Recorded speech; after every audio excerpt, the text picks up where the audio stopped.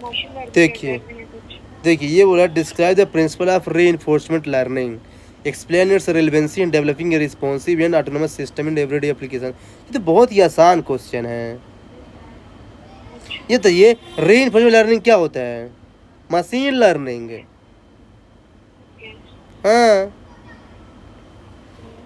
Machine learning है, बस इसके इंट्रोडक्शन में यही लिखना है कि it is a kind of machine learning जो आज के टाइम पे बहुत ज़्यादा इन्फ्लुएंस कर रहा है 21st सेंचुरी में। अब बोल रहा है प्रिंसिपल क्या है। अब मान लीजिए कि आपको इसका आंसर नहीं आता, नहीं। फिर देखिए कैसे इसका आंसर आप ले सकते हैं। देखिए अब देखिए किसी भी चीज़ का प्रिंसिपल क्या हो सकता है, आप बताइए। क्या पूछ रहे? किसी भी चीज को? क्या क्या क्या हो सकता है प्रिंसिपल से, बताइए आप। कुछ जैसे कि मशीन लर्निंग है, उसी का प्रिंसिपल एक तो होगा। उसकी पॉलिसी क्या है, हाँ। एक तो उसका एक्शन क्या है, एक तो उसका इन्वायरमेंट कैसा है। ये तो सब प्रिंसिपल है रिन्यूएबल लर्निंग का। अब जैसे मशीन लर्निंग, तो इसका क्या है भाई कि इसका जो है ना पॉलिसी क्या है ना, इसकी एक्शंस क्या है, इसकी इन्वायरमेंट क्या है। हाँ, यही सब लिखना है। तो देखिए क्या है कि हर चीज़ पढ़ के आप नहीं जा सकते। अब क्या है ना कि थोड़ा सा एज ए एडमिनिस्ट्रेटिव सोचना है कि हाँ क्या ऐसा हो सकता है, ऐसा कुछ सोचना पड़ेगा। समझ रहे हैं ना। ये प्रैक्टिस से आ जाएगा ना, क्योंकि पता है मेरा वहाँ पर जब टाइम का प्रेशर रहता है ना और टाइम कंप्लीट, तो जो आती हुई चीज़ है उसमें भी मुझे नहीं समझ आता, तो जो नहीं आती है तो उसमें तो और दिमाग नहीं चलता एग्जाम हाँ तो कोई नहीं, तो तभी तो बोल रहा हूँ कि आज से 2 क्वेश्चन मैं दूंगा 4-5 दिन लगातार, 20 तारीख तक। फिर देखना जो है ना आपका कैसे इम्प्रूवमेंट होगा। हम्म हम्म अब बताइए इसके रेलेवेंसी में क्या लिख सकते हैं, रेलेवेंसी इन डेवलपिंग रिस्पॉन्सिबिलिटी। तो रेलेवेंसी में क्या लिखते हैं, ऑटोनमस व्हीकल बनाने में, रोबोट्स बनाने में, है ना, हेल्थ केयर में, इंजीनियरिंग में, मेडिकल में, ये सब लिखना है रेलेवेंसी में। कभी भी अगर साइंस टेक्नोलॉजी का क्वेश्चन है, आप लिख लीजिए, कभी भी अगर साइंस टेक्नोलॉजी का क्वेश्चन है तो आपको अगर उसका एप्लीकेशन या रेलेवेंसी पूछ रहा है तो हमेशा आप सेक्टोरल अप्रोच फॉलो कीजिए। सेक्टोरल अप्रोच मतलब कि defence, health, medical, agriculture, transportation, ये समझ गए आप ना। हाँ, अब बताइए इसका कंक्लूजन क्या लिखेंगे। ऐसे अप्रोच से मेरे पॉइंट भी ज़्यादा जनरेट होंगे, नहीं तो मेरे 3-4 पॉइंट ही होते हैं। वही ना, वही इशू फेस कर रहे हैं, मैं देख रहा हूँ। इसका कंक्लूजन बताइए। इसका कंक्लूजन ये रहेगा कि मशीन लर्निंग इंट्रोसमेंट लर्निंग है, हाँ, कि it has machine learning has significant in transforming India का technological ecosystem. However, privacy,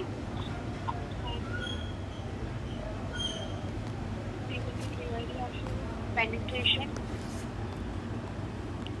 लेकिन इसमें वे फॉरवर्ड तो पूछा ही नहीं है ना। देखिए आप ये लिखिए ना कि देखिए क्या है कि ये जो मशीन लर्निंग है ना, ये जो है ना is a kind of bridge है between static programming and autonomous decision making.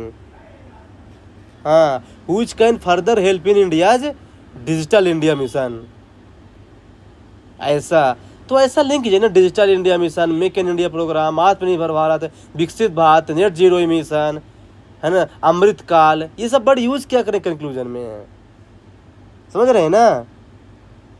हाँ तब जगह क्या है, थोड़ा सा अलग ट्राई कीजिए, सिलेक्शन तभी होगा। देखिए क्या है जब तक आप पीछे को दूसरों को पीछे नहीं करें तब तक आपको सिलेक्शन नहीं होगा, आपको दूसरों को पीछे करना पड़ेगा।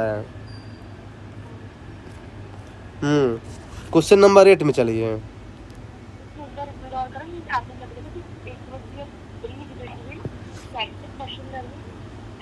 क्या बोल रहे हैं? एक बार आप इसको कंक्लूजन को रिपीट करें। क्या बोला था आपने कि bridge between It can bridge the gap between static programming and autonomous decision making। चूंकि मशीन क्या करता है, ऑटोनमस डिसीजन मेकिंग करता है, तो ये जो है ना स्टैटिक जो प्रोग्रामिंग है ना और ऑटोनमस दोनों के बीच जो है ना ब्रिज का काम करेगा, ब्रिज का काम मशीन लर्निंग ऐसा। ये सारी चीजें आपको आपको अब याद हो गई है या फिर मतलब दिमाग में क्रिएट कर लेते हैं मैंने इतनी क्वेश्चन? प्रैक्टिस किया है ना, बता तो रहा हूँ ना, कि मैं इंट्रोडक्शन, कंक्लूजन, बॉडी को सब अलग अलग करके प्रैक्टिस किया हूँ। तभी तो बता रहा हूँ कि मैं आपको टेंशन मत लीजिए। मैं परसों जो है ना, परसों आप खाली रहेंगे दिन में ना, मैं आपको दिन में बताऊँगा किसी समय। क्योंकि शाम को तो हम लोग ऐसे डिस्कस करेंगे डेली क्वेश्चन पेपर। परसों है ना, परसों जो है ना, आपको बताऊँगा मैं वो इंट्रोडक्शन और कंक्लूजन दोनों।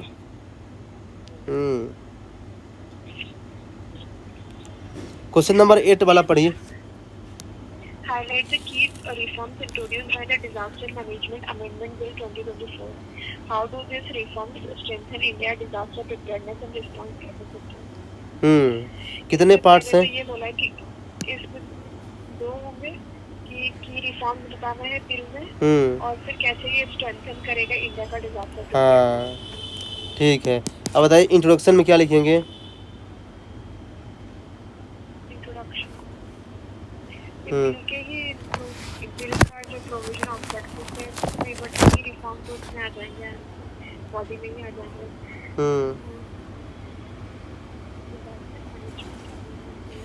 हाँ वो एक डेटा है इसके ऊपर डिजास्टर वल्नरेबिलिटी बाकी फ्रंट पोजीशन पे इंडिया तो to India position in disaster vulnerability index report in this regard disaster management bill is हाँ ठीक है, मुझे डाटा पता है तो ठीक है, आप डाटा से स्टार्ट कर सकते हैं। जानते इसका इससे बेटर क्या हो सकता है इंट्रोडक्शन? ये बताइए, ये 2024 में आया है ना डिजास्टर मैनेजमेंट बिल। इसके पहले कोई एक्ट है क्या? पैच वाला। हाँ तो लिखिए ना कि this bill has been brought to amend the disaster management act 2005। इसे बोलते हैं बैकग्राउंड इंट्रोडक्शन। यार ऐसा सोचना पड़ेगा आपको कि उसके पहले क्या था। इसे बोलते हैं बैकग्राउंड बेस्ड इंट्रोडक्शन लिखना। कोई नहीं, आप सीख जाएंगे, टेंशन मत लीजिए आप। थोड़ा मेहनत करना पड़ेगा आपको। फिर देखिए की रिफॉर्म्स है। अब देखिए की रिफॉर्म्स में देखिए, मान लीजिए कि आपको की रिफॉर्म्स नहीं पता ना, फिर भी देखिए मैं कैसे पॉइंट आपसे देखिए जनरेट करवाता हूँ, देखना। अब बताइए कि 2005 का ऑलरेडी हमारे पास एक्ट है, उसके बावजूद अगर कोई नया एक्ट आ रहा है तो इसका मतलब क्या हो सकता है? इसका मतलब दो ही हो सकता है कि उसको और ज़्यादा टेक्नोलॉजिकली एडवांस बनाओ। तो एक ये लिखिए की रिफॉर्म्स। दूसरा ये लिखिए कि multilateral cooperation between difference agency like NDMA, SDMA, district DMA, ये सब जो है ना इनके बीच कोऑपरेशन लाइए। थर्ड, डाटाबेस को स्ट्रेंथन कीजिए।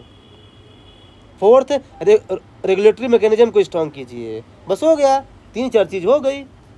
तो देखिए क्या है ना कि अगर कभी भी ऐसा कोई क्वेश्चन आए ना जो आप मान लो आपको लगे कि मैं पढ़ा नहीं हूँ ना, थोड़ा सा ब्रॉड सोचिए ना कि इससे क्या पर्पज हो सकता है। देखना आपका आराम से बराबर मार्क्स मिलेगा, क्योंकि हम लोग खुद ऐसा करते हैं, टॉपर्स भी यही करता है। क्योंकि हर चीज़ आप पढ़ के नहीं जा सकते ना। तो ये अप्रोच आपको बता रहा हूँ कि ऐसे डेवलप करना है। अब इसका सेकंड पार्ट क्या पूछ रहा है कि how these reforms strengthen disaster preparedness है। तो इसमें क्या तो वही कि क्लैरिटी को बढ़ाएगा, है ना, डाटा ड्रिवन प्रिपेयरनेस लाएगा, है ना, कोलेबोरेशन लाएगा, स्टेट लेवल रिस्पॉन्स लाएगा, पब्लिक पार्टिसिपेशन बढ़ाएगा, ये सब लिखना है और क्या। कितने जनरल पॉइंट आपको बता रहा हूँ मैं, बहुत जनरल है, हर जगह लिख सकते हैं। Public awareness, public participation, enhance productivity, है ना, कैजुअलिटी कम करेगा, कोऑपरेशन बढ़ाएगा, डाटा ड्रिवन प्रिपेयरनेस लाएगा। बस कभी भी आज 21st सेंचुरी में आंसर लिख रहे हैं तो आप डाटा का ज़रूर यूज़ कीजिए, डाटा का, टेक्नोलॉजी का, ये हमेशा। और कभी भी अगर टेक्नोलॉजी कोई क्वेश्चन है तो उसमें निगेटिव पॉइंट में प्राइवेसी एंगल जरूर पिक्चर में लाइए, क्योंकि टेक्नोलॉजी के कारण प्राइवेसी बहुत बड़ा खतरे में है। तो अगर टेक्नोलॉजी क्वेश्चन लिख रहे हैं, अगर प्राइवेसी नहीं लिख रहे हैं ना, तो मार्क्स आपको नहीं मिलेगा। इसे ध्यान रखिएगा, समझ रहे हैं ना आप ना? हाँ तो ध्यान। तो देखिए कुछ ऐसी चीज़ें आपको बताऊंगा मैं कि अगर ऐसी चीज़ में से क्या ही लिखना है जो बहुत ज़रूरी है। क्योंकि देखिए क्या है कि वो कीवर्ड ढूंढते हैं, कीवर्ड नहीं मिलेगा तो मार्क्स पे नहीं देगा, आपको आधे का नंबर दे देगा, हो गया है। तो अब बताइए कंक्लूजन में क्या लिखेंगे?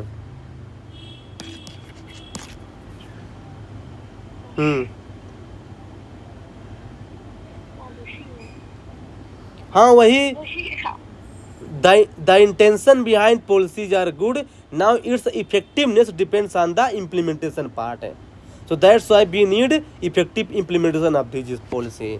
बस हो गया, सिंपल सी बात है। Question number